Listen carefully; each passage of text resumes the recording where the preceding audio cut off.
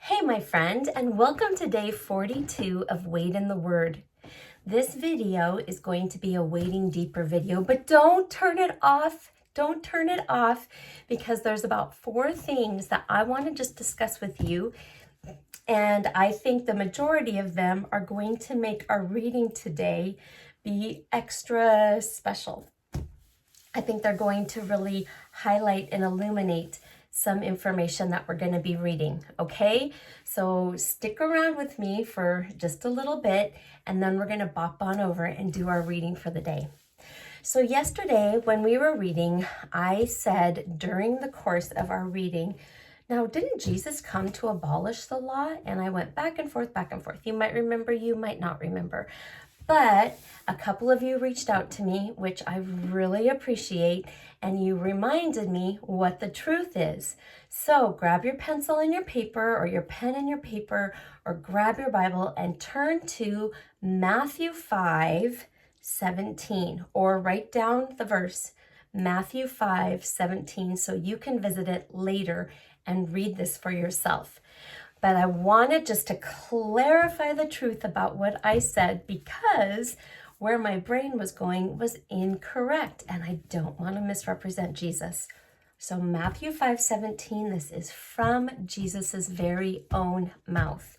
He says, in regards to teaching about the law, he has been around a group of people, a crowd is gathered around him, he's up on the mountainside, sitting down, and he's talking out to the people who are sitting kind of down below. And he began to teach them. And he gets to verse 17 where he says, "Don't misunderstand why I have come," meaning to this planet. Don't misunderstand why I have come. I did not come to abolish the law of Moses or the writings of the prophets. So what he's saying is, now that I'm here, it's not like I came down and I said, okay, halt everyone. You don't have to listen to the law of Moses anymore, and you don't have to listen to what the prophets are saying. He did not come to get rid of that and abolish. Don't misunderstand why I have come. I did not come to abolish the law of Moses or the writings of the prophets. No, I came to accomplish their purpose. So the purpose of the law of Moses and the purpose of the prophets, Jesus came to this planet to accomplish those things. I tell you the truth, until heaven and earth disappear, not even the smallest detail of God's law will disappear until its purpose is achieved. I think that's great. Now, this whole until heaven and earth disappear, well, if you read around in the Bible, you're going to find out that someday, once the church is taken up off this planet and there's the 7 years of tribulation, and then Jesus comes back for the second time to put his feet on the planet, we will come with him, those of us who have been lifted up off the planet, harpassoed, raptured up, those believers of his, so we don't have to go through the years of wrath. And then when we come back, then there is going to be a new heaven and a new earth, okay? There's going to be that whole process. So until that thing happens, all of the smallest details of God's law will be will not disappear. That's important. It's important for us to abide and to follow. If we're a disciple of Jesus and we have Jesus in our heart, then we need to have the mindset that we are going to follow the moral code. We are going to follow the law of Jesus. Like we follow the law of our land. If there's a stop sign, you stop. If it's red, you stop. If it's yellow, you try not to go really fast. You try to slow it down so that when it turns red, you can stop. And if it's green, you go. So there's laws of our land that we follow, just like there are laws that God has set in motion that we need to follow and obey as well. And I just want to read to you to wrap up this little part that in my study Bible, it says that abolish, the word abolish that they chose for the translation of the Greek word. New Testament is Greek, Old Testament's Hebrew. Abolish would mean to eliminate and replace the law. Replace it. Replace the law of Moses and the writings of the prophets, which is essentially the whole Old Testament. So Jesus did not come to obliterate the whole Old Testament. And the writings of the prophets as the revelation of God's will. No, that's not what Jesus came to do. To accomplish their purpose, when he said, I've come to accomplish their purpose, my study Bible says this might mean to obey perfectly. So Jesus came and his moral code obeyed the law perfectly to complete the teaching of or to bring about the Old Testament prophecies. Jesus himself is the realization of all that both the prophets and the law taught and expected. Now that Christ, the fulfillment of these things, has come, the Old Testament must be understood in light of him. Whew. So, as we are reading through the Old Testament, we must, now that we have Jesus, we must keep him. You know how they say put on rose-colored glasses, right? We must keep the Jesus glasses on. So the perspective of what we're reading is understanding what we're reading in light of Jesus. Okay? Cool beans. All right, now, the other thing I want to share with you, so hang in here with me on this little extra wading deeper, is that today we're going to be reading Numbers 8, 9, and 10. And in in chapter 9, we're going to read about the second Passover. So what I wanted to share with you is the following.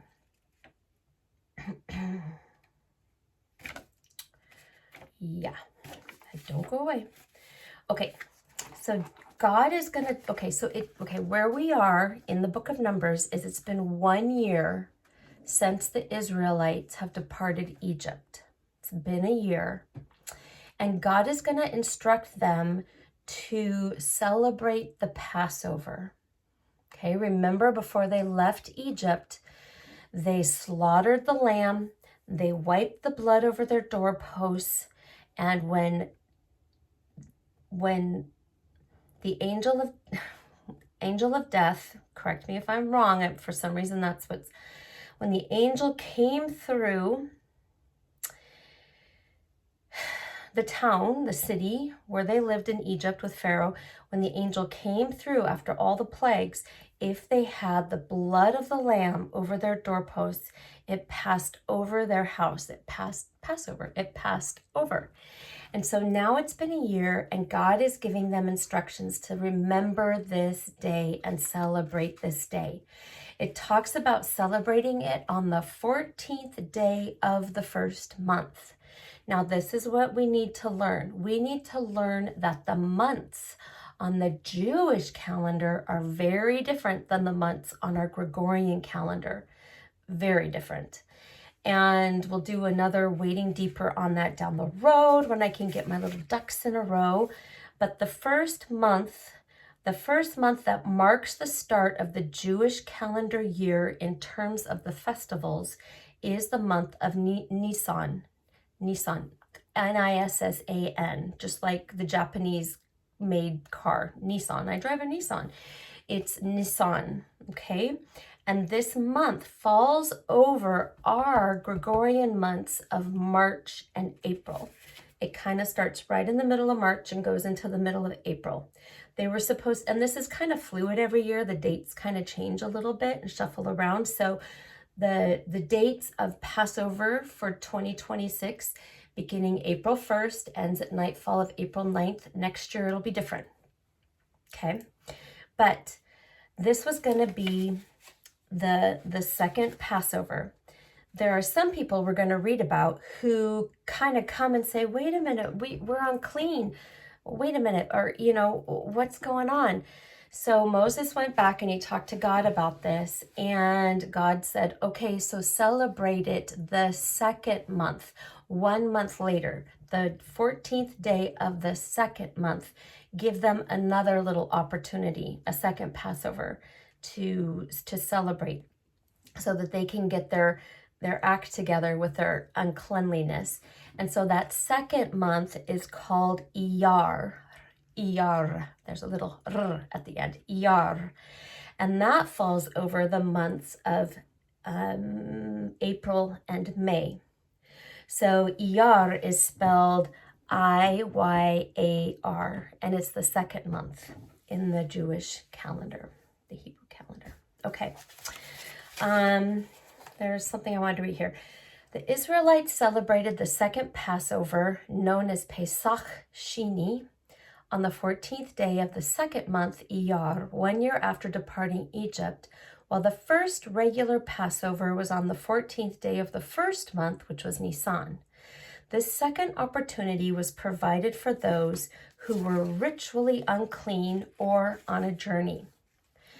So the key details about this second Passover is that the date is the 14th of Iyar, the second month of the Hebrew calendar. The context was that this occurred 1 year after the Exodus in the wilderness of Sinai. And the purpose of this second Passover was a second chance for those who could not keep the first Passover due to impurity or distance. And then the requirements of this were similar to the first. It involved sacrifice, unleavened bread, and bitter herbs. So we're going to read about that today. Okay, now we're also going to be jumping into the book of Psalm. What I did not remember or recognize is that the book of Psalm is broken up into other books. So book one we've already read. That includes Psalm 1 through 41. All right, so yesterday we read Psalm 41. We are officially done with book 1 in the book of Psalms. And you're like, well, what is book 1 about? Why are they like kind of categorizing that or sectioning that off to be sort of similar a book? Okay, I'll tell you why. You ask such good questions. Book 1 of the Psalms primarily focuses on the themes of covenant loyalty, the contrast between the righteous and the wicked. I do remember reading a lot of that. And the establishment of the Davidic monarchy, often portraying God as a present shepherd and protector. These psalms, written largely by David, and these are poems, which function as an introduction to the entire Psalter. Okay, Psalter is often, in my understanding, what they call a songbook. All right, go get your songbook, go get your Psalter. So psalms, songs. It blends themes of personal suffering, lament, trust, and praise. Book 1 functions as an introduction to the entire 150 psalm collection, using the themes of wisdom and kingship to set the stage for understanding God's relationship with his people. Beautiful, beautiful, beautiful. So now we're starting book 2 today. So let me just briefly describe to you what we're going to be reading and witnessing in book 2. Book 2 of the Psalms is Psalm 42, which we're starting today, through Psalm 72. And these Psalms focus on themes of national crisis, longing for God's presence, the trials of the righteous, and the hope for a coming king who will bring justice and redemption. Often, these relate to the Exodus narrative. They emphasize God's sovereignty over the nations with a significant shift to using the name Elohim more than the name Yahweh. So if you remember, in the book of Exodus and Leviticus, did we get Yahweh a lot too? Yeah, well, we read Lord, capital Lord in the Bible, all caps, is the translation for Yahweh, okay? Yahweh. And Yahweh is God's covenant name. So what we're going to start seeing in the book of Psalms now is, instead of reading Lord as much as we have been, we're going to be reading God more. So we'll have to pay attention to that and see if that's true fact. And the Hebrew for God would be Elohim. So if you're keeping track in your notes and have a page that's entitled The Names of God, which I would highly recommend you do, because once you're through the whole Bible, that's going to be a cool resource for you, where you write down the name and then the meaning of it. Elohim means God, and Yahweh is Lord.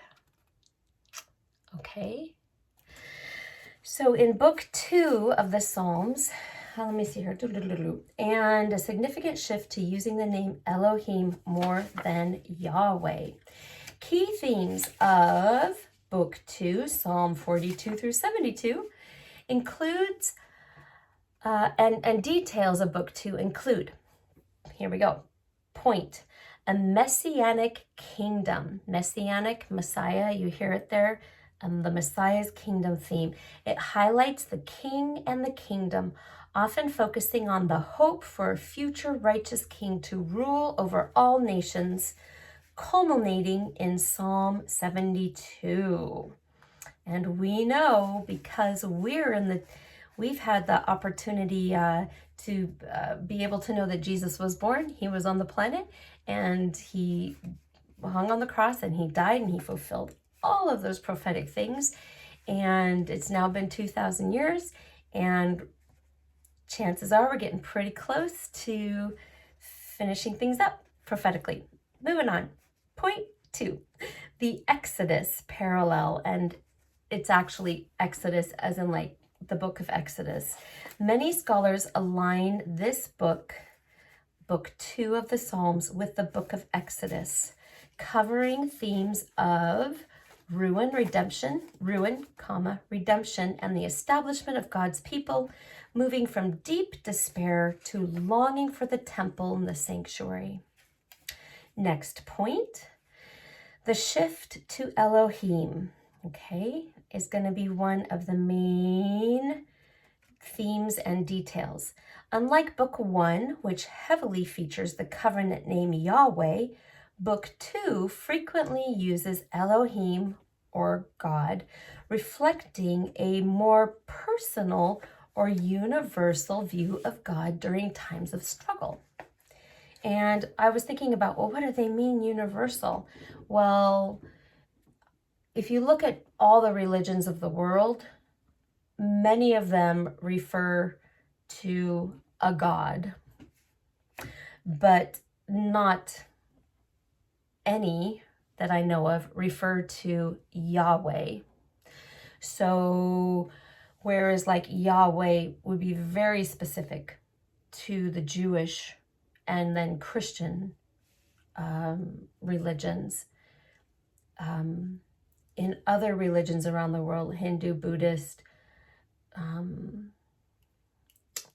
so on and so forth, they just refer to God, not Yahweh, to my knowledge. I could be wrong, but I kind of don't think I am on that. Okay, so that's what it means, more universal.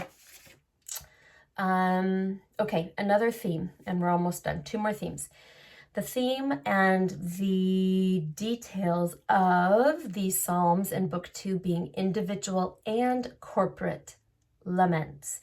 Individual and we are corporate laments. It begins with an intense personal longing for God in Psalm 42, which we'll read today, and Psalm 43. but often shifts to the suffering of the nation of Israel as a whole. And finally, there is a theme and a focus that is Davidic, the Davidic focus. Davidic, you hear the name David, and David will become one of the kings of the Jewish people, and he wrote many of the Psalms, as you can see in your own Bible, or as you hear sometimes me reading, written by David, that kind of a thing. It contains many Psalms attributed to David, along with contributions from these people, the sons of Korah and Solomon, reinforcing the theme of the Davidic covenant. Okay.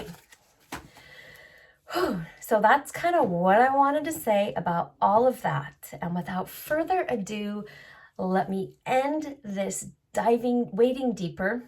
We could say we dive, but we're going to wade and we're going to get over and we're going to read our section for today. Hey, thank you for coming and learning. Thank you for gleaning a little bit more understanding, and I appreciate it. We'll see you in the other video.